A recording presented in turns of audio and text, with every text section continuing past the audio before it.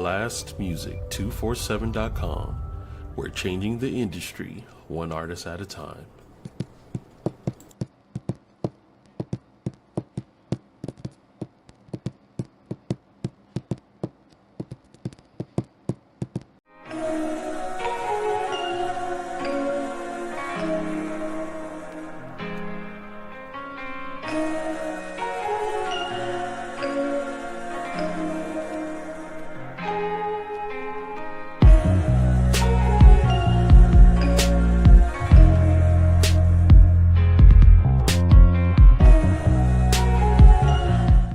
Hey family, welcome back to another episode of Moments with Myra. Today is special. We're celebrating Black History Month by sitting down with a history maker right here in our own state, High Point, North Carolina, first African-American mayor and the youngest mayor that the city has ever elected, Mayor Cyril Jefferson.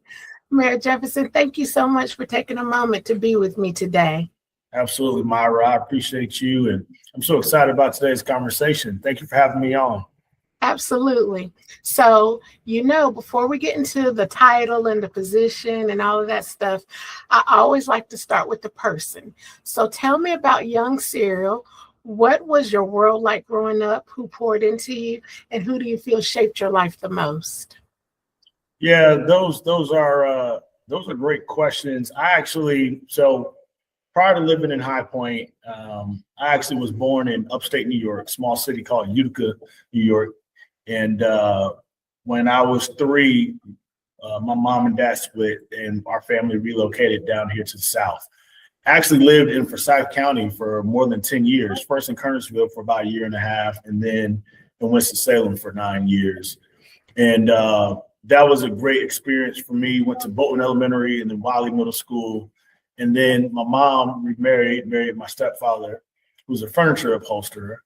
And like a lot of people, furniture brought me to High Point. And I've been in High Point basically ever since, aside from some time going away to college. But I'm someone who grew up going to church every Sunday, learning how to play the drums because my mom has been an organist, keyboard player, whatever you want to call it. She's played keys for like 50 years now. Oh, wow. And we grew up as a tight-knit family, not only loving our faith, and not only loving music, but also loving sports and just having a good time.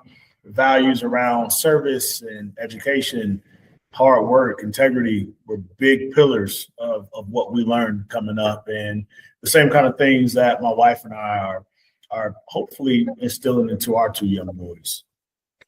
Now, with you saying, the background and you're talking about service and community, and especially with being involved in church, they teach us a lot about giving back to the community. Was leadership something you always felt in your spirit to do? Because I don't know anybody that's like, I want to be the mayor, or I want to be the president, or anything in politics. So was that something that you felt in your spirit moved to do? Or when did you realize, hey, this might be something that I'm interested in? No, I don't think growing up I ever thought about, seriously going into public office, being an elected official. Did I know at some point maybe there'd be leadership in my future? I don't know. When we were kids, most times we were imagining being, maybe we played cops and robbers, or maybe we imagined we'd be some professional basketball player or something of that nature. Didn't grow up thinking about what it meant to be a leader. But as I look back in hindsight, Myra, it feels like so many of the moments, so many of the memories that I have were times that were shaping me into what this is now. And you could probably say I've been on that pathway, and our trajectory led to where we are now. In the moment, though, I don't think I had any thought that I'd be doing this and doing what I'm doing right now. Now, I truly believe all of us have a moment where we feel the pull, and we were kind of talking about the pull prior to us starting to record, where something inside says, this is where I'm supposed to be. This is what I'm supposed to do. What was that moment for you when it came to public service? Yeah, so I was a student after I graduated Andrews High School here in High Point. I actually went to Howard University in Washington, D.C., and I was a student there. I was in a marching band. I was drumline captain, having a good time. I was on a full ride, enjoying Washington, D.C., and just all the things that go with college life. And my sophomore year, Myra, unfortunately, things kind of started to go downhill. I didn't keep my grades as high as I needed to. I needed to maintain a 3.0 to keep my scholarship at the time. I think I got so excited about college that I was maintaining like a C plus average, which wasn't high enough. Some key relationships I ended up losing. And then everything sort of came to a seminal moment where at the end of the first semester of my sophomore year at Howard University, I ended up actually getting mugged on Georgia Avenue in Washington, D.C. And I'll never forget, it was November 29th, 2011. And I was walking to the corner store with a friend of mine, and came out of nowhere. My jaw was broken and wired shut for 4 weeks, lost a lot of weight. And it was at the end of the semester. So after my surgery, my mother and grandparents came to pick me up, came back home. And believe it or not, that ended up in some ways being a blessing, because I ended up recommitting my life in terms of my faith, getting what felt like just getting back on track, getting a better perspective. And at that time, I started to commit myself to more public service. I was working in the schools. I was heavily involved in our community, helping organizations with fundraising and things of that nature. I was working with young people a lot, doing a lot of mentoring programs. I taught the marching band at my alma mater, did that for 7 years. It was actually a good pivotal moment for me where I started to get into public service in that way. And eventually, as we were doing the work, working in schools, Myra, we were impacting a lot of young people's lives, but there were also some who fell through the cracks. Some who, were talented, very smart, fell through the cracks, not because they didn't care or because they didn't have people loving them, trying to help them, but they fell through the cracks because, they came from some of the most impoverished zip codes in the entire state. They came from situations where the home was not ideal. Families were broken, parents incarcerated. Maybe there were substance use disorders in play. And kids are formidable and resilient, but it's also very, very hard to overcome your situation sometimes. It's like the rose that grows from the concrete. We admire the resilience of the rose, but we never ask ourselves, why the heck did we ask it to grow from the concrete in the first place? Yes. And it felt like something we were asking our young people to do. And I recently had the privilege of hearing Larry Miller speak. Larry Miller was the lead chairman, I think president of the Jordan brand at Nike. And he kind of tells his story of how he came to be who he is. But he talked about the fact that, talent is universal, but opportunity is not. And I felt that even though I was an educator working with some of the most talented young people who I thought could really do anything in the world, their opportunities were just not the same as other folks and other zip codes, so on and so forth. And so it was at that time that I knew that I wanted to do something that could have an impact on that, where, your zip code or your neighborhood didn't have to somehow restrict you from what you could be, that your life expectancy could come with expectation. And I decided to run for office. It was at that time that I knew eventually I would run for office, and eventually made that decision, made the announcement. I was 26 years old when I made the announcement. And since then, I've just been running ever since. Now, you were young when you stepped into this arena. How did you deal with people who doubted you, your age, or underestimated your abilities? Because I know it was some people that was like, what is this young man going to think that he's going to accomplish in this role? Yeah. Myra, I get phone calls from young people looking to run for office who ask me about how I got started in the same way. And I tell them, I was 26, I made that announcement, and good meaning people in our community, when they met me, maybe some of them would reach out, They say, young man, you're passionate. We love your energy. We love, what you're doing for young people. Maybe you should wait your turn. Maybe this isn't a good time for you. Maybe you should let the folks who have been in this community longer get a chance. And if you don't win it this go round, just don't give up. We love to see our young people trying. And I never forget something my uncle said to me. He said, nephew, what you don't have in expertise and experience, you make up for in energy. Yes. And you don't leave any door unlocked. You shake every single hand. You kiss every single baby. You don't leave a stone unturned. You're going to make sure that you go into this fight knowing no one's going to outwork you. And we took that mentality. Along the way, there was a lot we had to learn, Myra. I was passionate about what I thought we could do here in the city, but public service means nothing if you're not willing to listen and represent well. Yeah. And so I'm developing a real capability to be with people and hear them and make sure that whatever you commit to doing, you actually go do. Mm-hmm. And I think that was the reason, Myra, why, after 4 years, 4 very effective years on city council, when I announced running for mayor, there were still some people like, you're so young, 30 years old, you got your family, maybe you should wait your turn. And what I believed was there was no one better suited for this time to lead the city. No one better suited to help the city realize all of its capabilities, to help the people of this city be able to see just how great High Point could be. And over this past 6 years now, we've been doing just that, helping everyone see how great High Point can be and letting them know that we don't get there without them. And so our brand of leadership is very inclusive, very engaging, but most importantly, very effective.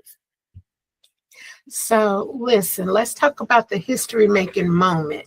You didn't just win, you shifted the story of High Point, literally.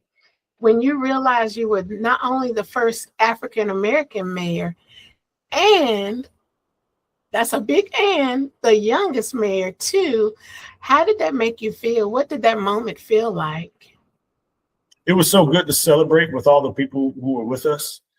I should probably say this, that the well-meaning folks who, early on maybe told me that I should wait my turn are also the same folks who eventually end up being some of the very best partners and collaborators and colleagues when it came to work we were trying to do to move this city forward. That we don't get to where we are today without so many people who not only came before me to pave the way, but also the people who came alongside me and my wife and our friends for the work that we were trying to do. And I'm grateful because I think this city is full of great leaders who don't mind mentoring young people. And it's been the mentorship that's meant a ton. And so when you ask me what the moment feel like, it felt like a validation of something that we've believed in for a long time, that to go fast, you go alone, but to go far, you got to go together. And that was exciting. That was very reassuring. Now, one thing that I do want to ask about is, how has it been race relations for you? Because with the climate that we're in now, and with us being in the South, and there's all the things about the South and the history and blah, blah, blah, blah, blah, that we don't have to even get into. How were the race relations? How were you received by other races other than your own? I mean, very, very welcoming, very engaging. I think what I wanted to make clear to people that, I was going to be your mayor, regardless of who you are, regardless of your background, regardless of what you look like, regardless of where you come from. I'm here to ensure that this city moves ahead for everyone, that every corner of our city feels and believes in the promise of High Point. And I think people grabbed hold to that, Myra, because when I said it, still to this day, I mean it with every ounce of my being. With every breath I take, I truly believe that the only way we move the city forward is together, and that you can't just focus on this neighborhood or that side of the train tracks or this company or whatever. It's got to be a way that moves the whole thing forward.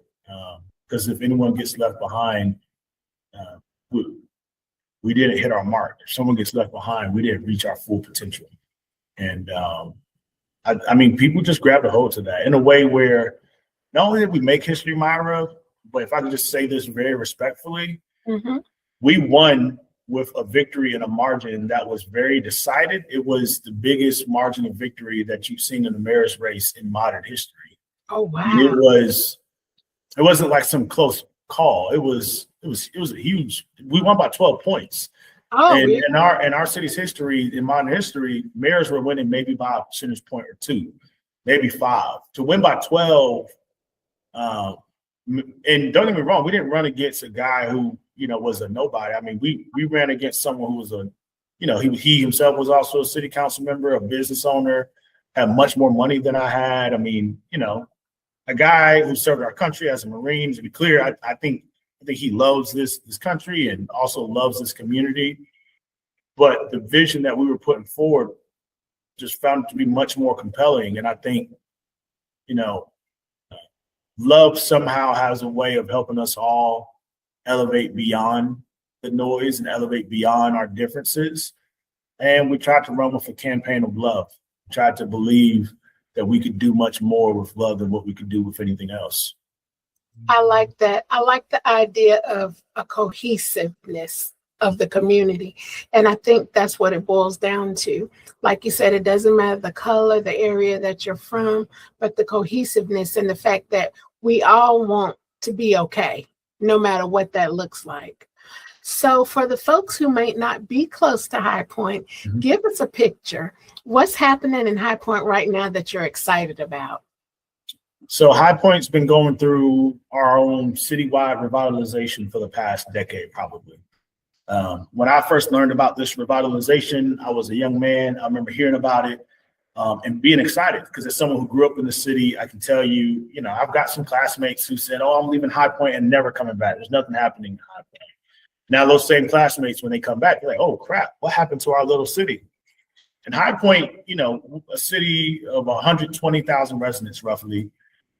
So we're not huge, but we've got a good size of folks with resources and with skills and talents that when we all get together and make our mind up to do something, we end up really doing some really marvelous, really fun, really amazing things. And so this revitalization that's been going on, most of it you see in our downtown with the multi-use stadium. Not only is there the professional baseball and professional soccer team down there, but the activation of concerts and festivals. We got Winter Glow going on down there now. But what spawned from that is all the other investment around it with hotels and apartments going up and restaurants and nightlife and all that. So revitalization has been going on at High Point. You can feel that sort of energy and atmosphere going on. We're also, like other communities, trying to figure out how to navigate the crisis of a housing shortage and how that impacts cost of living. And so as a government, we're trying to do our part to be a good partner to make sure that we can help facilitate that housing development. That doesn't always mean that we're leveraging taxpayer dollars to do it. However, when we do have to leverage taxpayer dollars, we're getting a great return on investment. So for $2 million of city taxpayer funding, we got $38 million in private and philanthropic funds to be able to support that and make a $40 million housing fund that facilitates thousands of housing units. So again, there's a time and space to use public funds, but there's also a time and space where we don't need that. Sometimes we just want to be good about our permitting process to ensure that when you come to the city of High Point, that you don't feel like your deal is being held up. In the world of development, they often say time kills deals. And so if we're doing it well, we're making sure that we get you in and out, that we still abide by all the rules of building safety, and no one has to worry that High Point's not doing its due diligence when it comes to that. But we're also ensuring that we can get homes built faster. So that work's going on. We're very excited. We won the All America City Award in 2024, which is a big deal. Hundreds of applicants from around the country applied, and only 10 won the award. And so we were one of those 10 that have won it, and we won it because of our work, not only to support our small businesses, the work we did to rebrand our city, where we boldly declare that what we create in High Point changes the world, but also it was the work we did to address food insecurity. where we were amongst the hungriest cities in America at one point, Myra. We turned that challenge into a real opportunity. We flipped it on its head.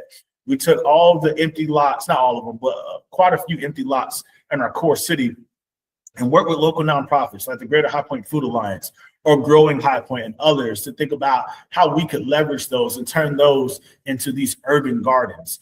And in these urban gardens, they're being kept by folks in the community. And a lot of times what's happening is young people are going and getting trained as young farmers in training, who then learn how to not only grow a product, but take that product to market and sell it at the farmer's market. So now they'll learn how to be small business owners and entrepreneurs, while also getting the workforce development and job training, while also addressing the food insecurity issue and eradicating food deserts, while also trying to make sure that within a neighborhood, if you got a garden that's right there in the middle of your street, that's life that's been added into that neighborhood. So there's been a lot of value with that. There was also some innovative work done to take our old library bookmobile and turn it into the Grow Dega. Now, shout out to Growing High Point for this idea, because I just think it's the dopest in the world. They came to us with it. All we had to do was be willing to say yes. We gave them this library bookmobile, and it was turned into this mobile grocery store, the Grow Dega, that goes to neighborhoods and food deserts every single week to ensure that if you can't get to the grocery store, you don't have to worry. The grocery store is going to come to you. You can come on this mobile grocery store. You can get your produce, your other products, whatever you need to cook and provide for your family in that week. We got it. So it's things like that that's going on in High Point. We just had the ribbon cutting for the new troll, Little Sally, that's in our city. You may have seen that on social media. That's fun, but that is an homage or it sort of is an appeal back to who we are as this very creative design city. A lot of times when you think about High Point, you think about us as the furniture capital of the world. What's baked into that is all the design that goes along with that. People who are designing not just furniture, but other products around lighting and rugs. There's interior designs and home designers and architects. It is a real community of design that happens here. We've been investing in that. We made the bold declaration that we are the city where design never goes dark, that year round, if you are in that industry, you can come and make it here. We will be fertile ground for you. And that's just a plug to everyone listening right now to this podcast. You can come to High Point and make it. But we got really, really bold about that. And, Little Sally and the opening of that is a part of that story, but there's so many other pieces that are part of that. I was in conversation today with some local folks who are helping us continue to grow that brand on a global stage and just being heavily invested. So you're breaking barriers, you're carrying history, and you're doing it in real time, which I absolutely love. What's been one of the biggest lessons or challenges for you so far? Barack Obama has this quote where he says, you can have anything and you can do anything. You just can't do it all at once. And if you hear that, you might also like the way Dr. Nito Cubain, president of Hopkins University, kind of says it. He says, everything is possible, but only on the right timeline. Yes. Trying to, when you're in this work, you want to affect change. And don't get me wrong, we've been very successful. We've been answering the call. The promises that were made are also promises kept. Violent crime down 75% in the city, thousands of jobs created, small businesses supported. We brought back our Black Wall Street. We've just been doing it, investing in housing. You heard about the food security work. We became the first certified autism destination on the entire East Coast to declare to the entire world that regardless of who you are with different abilities and special needs, we want you and we'll take care of you, right? Like we've been moving the needle in a substantial way. But that said, you cut me open, and what you'll find on the inside of me is I want you to do twice as much stuff in that amount of time. And there's people, I've got a great city manager here, Tasha Logan Ford. I think she's the best city manager in the entire country. That's not a plug for any government to try to offer her more money, though. She often reminds me, Mayor, we are rocking and rolling, and we're getting so much stuff done. And you compare us to other cities, and we've got a lot to be proud about. But we also recognize that we haven't gotten it all figured out. I said violent crime is down 75%. Our police chief will tell you the work ain't done until violent crime is down to 0, right? So there's more work to be done. We created thousands of jobs, but there's still people who are unemployed.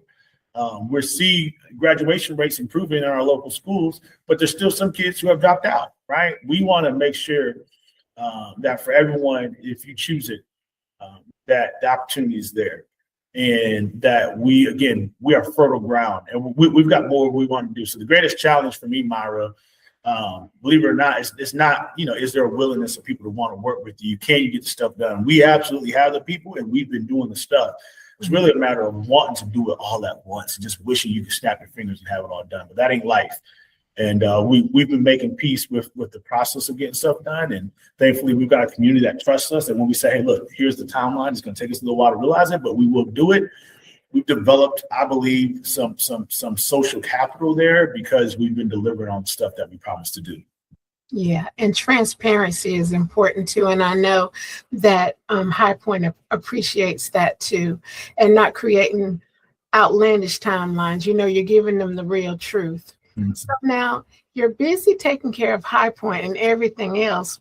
Where do you go spiritually, mentally, emotionally to recharge yourself so that you can show up for your family the way you show up for your city? Yeah. So a couple of thoughts here. Let me just shout out my pastor, Dr. Harvey Chip Rice.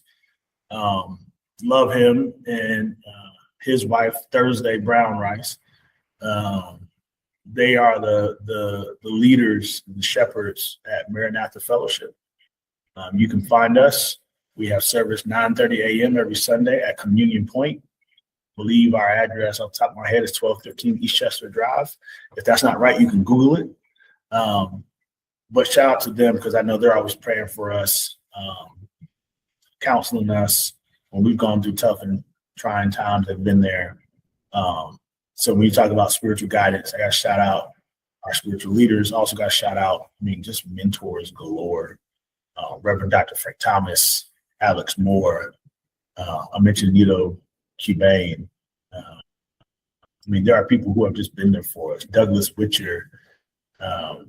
People who have been mentors who pray for us. Dr. Bob Brown, I don't know if you know the name Bob Brown and what he's meant to this country, but people like them who mentor and pray for you and are thinking about you in very meaningful ways. Del McCormick, I feel like I'm getting in trouble now because I'm probably forgetting some folks. So shout out to them as mentors and leaders here in the city who support people like me and our family.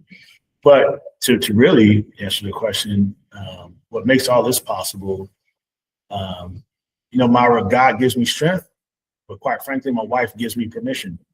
If I can just say that. Yes. My wife, Raven, is the best doggone person I know. She is my best friend. No one I'd rather be with. And when I'm out late, whatever I'm doing, I only do that because she is so strong for our family. And then in her own right, professionally, she's just a rock star. She heads up the High Point Schools Partnership, supporting High Point schools here and its students. So she's a rock star in that way, and she's a civic leader, serving on boards and doing a bunch of other things. There's a lot of people who tell me the only person who I'd lose a mayor's race to is her. And then, love her. And of course, our boys, Cyril and Royce, we just love them. And they make us so proud every single day.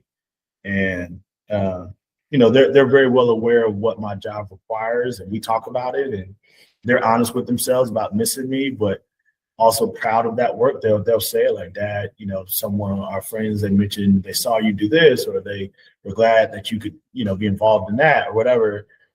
So they feel and recognize the impact, and we just make sure when we are together that it's family time. We make the most out of family time and try to have some non-negotiables with that too. Like Sunday is a family day. If I got to come out, because it's, like parades typically on Sunday. So we'll go do parades that are on Sundays. But I think most people know, like, hey, Sunday is a family day, and I try to make that a non-negotiable thing. We're going to go to church, and maybe we're going to my grandma's house to eat dinner. But aside from that, we're going to be at the crib together, playing games, checking in on each other. So yeah, you asked me about recharging. Time with family, time with friends and loved ones is a great time to recharge. And of course, faith. Yes. Praying every single day That's how we get ahead. Yeah, and it's so important for you to have someone in the background that's keeping you covered, not just like security purpose wise, but spiritually, and just keeping you covered in a way where no matter what you're doing, no matter what you got going on, you feel that love and you feel that covering. So I'm so glad that you have that with your family. Now, Black History Month is about honoring where we came from, but also lifting up where we're going. What would you say to the next generation of leaders who are watching you, maybe doubting themselves or thinking, oh, you're too young or not ready to run as the people told you? What do you hope your story inspires in them? Yeah, I would hope that, if someone's listening to this, while I talked about that willingness to sort of go against the grain, despite when people were saying, hey, you're too young, so on and so forth. What I didn't mention that I probably should mention is I took what they were saying to heart, in that I knew they meant well. I think what people were saying is when you're young, there's things you just don't know about the world yet. And that's true. Like, I'm 33 now, and I can tell you, I feel like I know much more than I did when I was first sworn in at 27. And I find myself telling my kids all the time now, I'm like, son, when you get older, you understand. So I know people were coming from a good place. And what I had to do was to be humble enough to say, though I'm a leader, it doesn't mean I'm the one making all the decisions. And I don't have to know everything. And so there was real value in having the right folks around you, real value in listening well, and having a growth mindset, just being very, very clear that how we get ahead. I mean, we said it, to go fast, you go alone, but to go far, you got to go together. Like, making sure that you value the voices of good people around you, and make sure you take time to appreciate them, and don't get too big for your britches, as my grandma would say. That though I can't harp on it enough, that we just don't do this work in silos. No man is an island. We need the people around us, and those who have imparted wisdom to me over the years, going and seeking out wisdom. Solomon talks about it, that you can have all the riches and all the fame and all the other good stuff, but I mean, you don't have wisdom. What the heck do you have? Yes. And so I've been grateful to have a lot of good wisdom imparted into me, and I still take the method of listening, just and being clear, like, there's a lot I don't know, and I'm humble enough to say to someone, I'm sorry, I made a mistake, but I promise you, we're gonna work hard to get it right. And how can we work together to do that? And forgiving people, and so I'm blessed to have learned some of that stuff at a young age. And every day, though, you got to put it into practice. I'm hoping that other young leaders put that into practice. Final thing I say here, Myra, is that, I used to hear them say birds of a feather flock together. I never really knew what that meant. But when I would mentor some young people, what I tell them is that an eagle flies at a certain height, and a pigeon does not fly at the same height as an eagle. Therefore, if an eagle and a pigeon are flying at the same height, the only way that happens is that the eagle came down too low. Yes. And that's a problem, because when eagles fly low, they put themselves in danger. Eagles have to stay at the highest of heights to avoid that danger and to soar at what their potential is. And so I encourage folks that if you want to soar to high heights, you got to be flying with people who can fly at that height. So find good people to have around you. Find good mentors. Literally, who you walk hand in hand with is how you succeed, is how you get ahead. Yes, I love that message. You almost made me want to shout a little bit when you was talking. Come on. Now, as we get ready and prepare to start wrapping up our conversation, this question just popped in my head, and I just wanted to ask you, what song do you listen to when you need to like hype yourself up? What's something that you like if you're having a bad day or you're going into something that's stressful? What song gets you pumped up and ready for your day? And there are a number of songs I could go to. I'm gonna go to one that I really like by Maverick City Music, called "Man of Your Word," and Chandler Moore sings on it. Mm-hmm. If he said it, we believe it. Yes, because you're a man of your word. And that keeps me hyped. It lets me know that the battle is not mine, but it's the Lord's. And so I like to keep that in my spirit. I think that's the perfect place for us to end. Mayor Jefferson, thank you so much for your time, your transparency, and your leadership. You are literally walking history, and we're grateful to witness it. And I'm very, very thankful for you taking a moment to share space and time with me today. Family, make sure you stay connected, stay inspired, and continue celebrating Black excellence, not just in February, but every day. This has been another Moment with Myra. Until next time.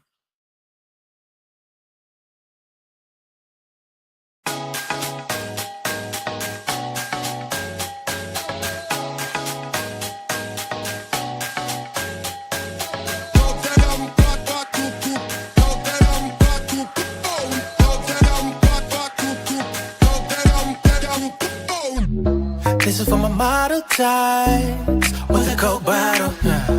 And to my full figures, I push up on your full throttle. Yeah, baby, stop playing on me. You can get all the work, I even put in OT. I'm on go mode, thought I'd let you know this a land of romance. You super classy, but when you vibing with me, we getting nasty. Yeah, never trashy. I'ma dive in it, lick it, slide in it, girl. That's what I like. Only for the night side, I'ma need you a few more times. Had to keep it real, you know the drill. Now bring that ass here. Shit. Girl, we got all night, quit playing. Let's do what we came to do. Ay, cause you know what I need from you. Oh baby, and girl, mamacita, señorita, let me freak out. From the club to the crib, I'ma show you what it is I've done.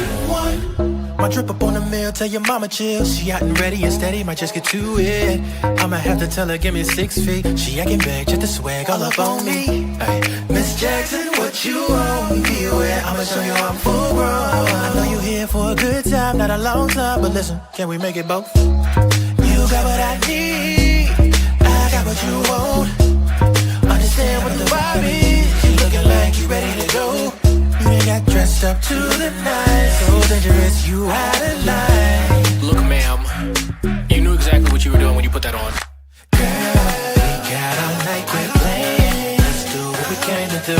Ay, cause you know what I need from you. Oh baby, and girl, mamacita, señorita, let me break out. From the club to the crib, I'ma show you what it is I've done. One. You got my undivided attention, so is any lady. I saw you from across the room and I was just wondering, maybe if you'd like to take a tour of the crib. You can bring your friend too. Hey, listen, I'd like to show you things. I can have you pulling up in the Benz or a photo range, cause I can show you the world. Take my hand, let's explore. Get up night, quit playing. Let's do what we came to do. Hey, cause you know what I need from you. Oh baby, and girl, mamacita, señorita, let me break ya. From the club to the crib, I'ma show you what it is I've done. One.